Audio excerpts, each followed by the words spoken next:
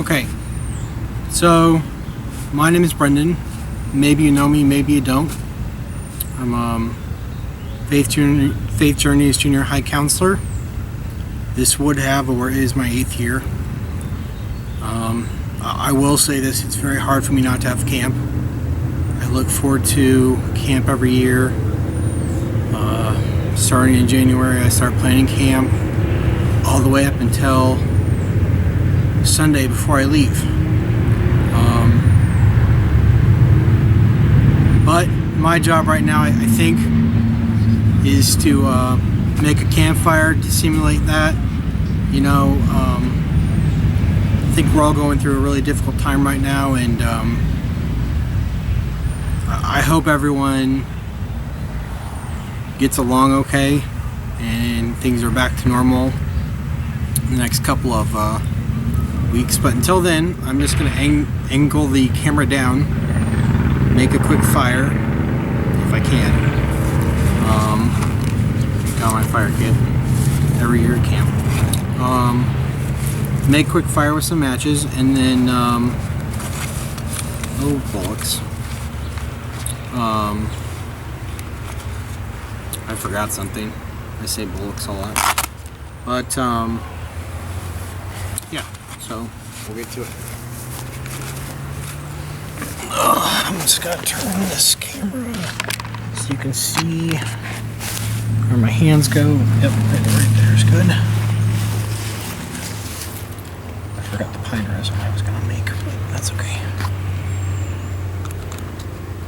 Don't get off of me, bugs.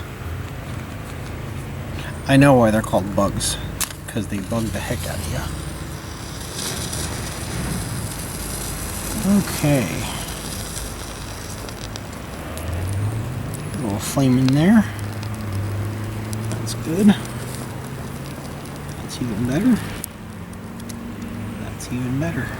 Respect. I got a bunch of twigs right here, so I'm just kind of, once I got the match going, and I've got some of these things that'll burn. This will burn, hopefully. Maybe.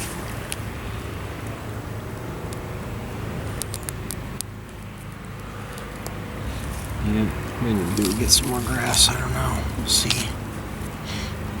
We'll see what burns and what doesn't. I think that's the key to a lot of fires, though, and I don't even know how well my camera is going to do it, showing you how I made this fire, but I didn't go into detail because you get bored to death with my details. So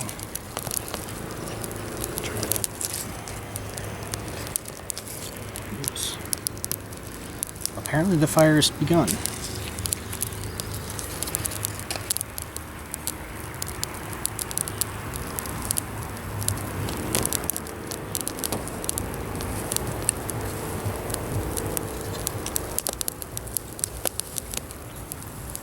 And we have fire.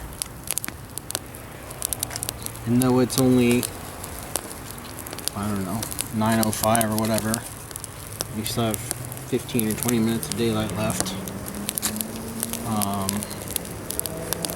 At some point, we're going to have to utter the words, "and let there be light."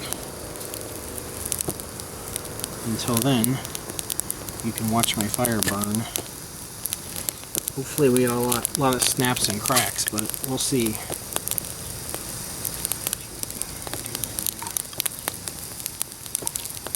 This is a relatively dry wood with some really big bugger ants in it. Ants that I've not seen before. So hopefully everybody's enjoying their summer. Now, tip. Little tip. To make good s'mores, marshmallow's got to be at a 45-degree angle. You can see my hand. 90 straight up and down. Straight up. 45 halfways between that and the ground. So, yeah. I don't know. Should I sing a camp song? I'm not very good with songs.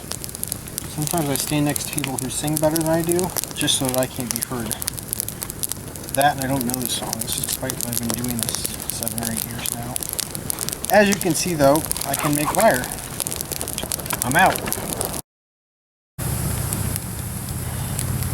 So we're just about to hit dusk, I guess. It's just a couple of minutes away and we won't have much light left. But I got a pretty good sized crackling fire going. Unlike the cereal, a fire does indeed snap, crackle, and pop, especially if the wood's wet. Now, because I'm ahead by myself and I'm talking to a camera, let's go over a few things. A fire is a triad, really, and I mean that in it requires almost like a milking stool, 3 legs to combust. You have to have fuel, oxygen, and an enormous amount of heat. Some stuff ignites at as low as 300, others require 800 to 3000 degrees.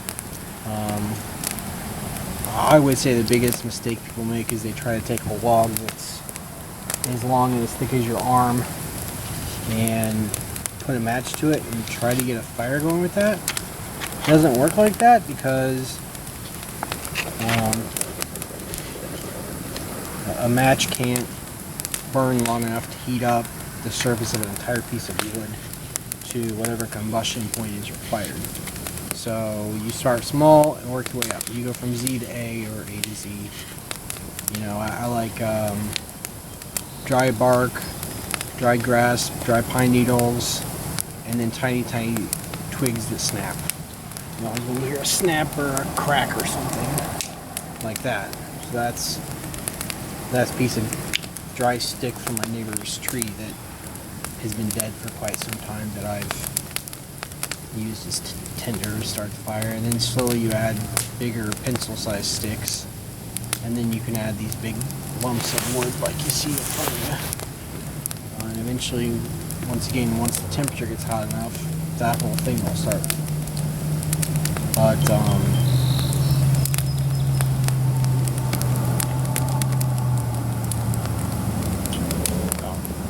sadly, I don't have much to say to a camera. Wish there was like a Q&A. Pull up on my iPad and like, hey, how did you do this? Or hey, what's going on?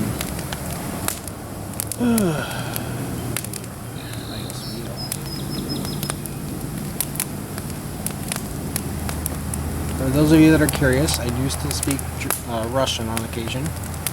My Russian accent. I'm from Murmansk, I think I said. I don't lip sync except at Merom.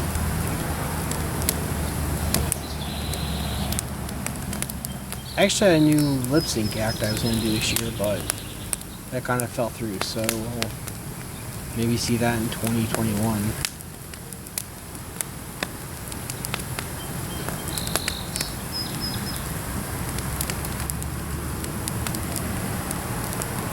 And somewhere I've got these packets you throw in a fire that changes the color, but I can't for the life of me figure out what I do with those.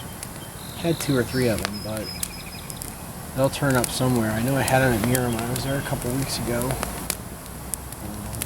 I don't know what I do with them, so I'm going to shut you down until it gets dark out. And I'm back. About 15 minutes later. We're losing daylight pretty quickly, which means in a minute all you're going to be able to see is fire, which is fine. That's the point of the video.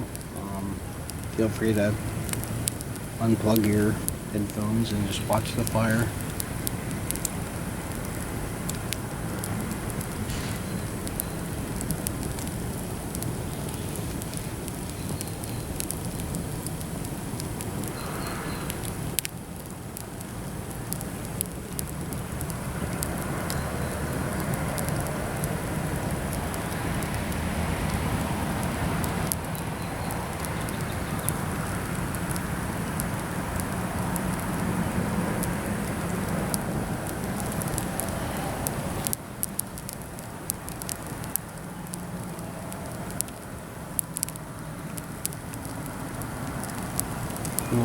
Usually I'd be sitting around a campfire at Merom and I'd have it twice this size, and maybe we'd have s'mores, or maybe it'd be Friday night during the dance when we just hang out and chill, enjoy the last few hours of Merom.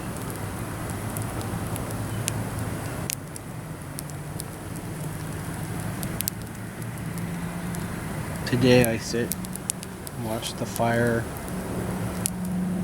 and you sit and watch the fire virtually. You can tell this piece right here is either extremely wet or is extremely dense because it's not caught fire yet. It's been there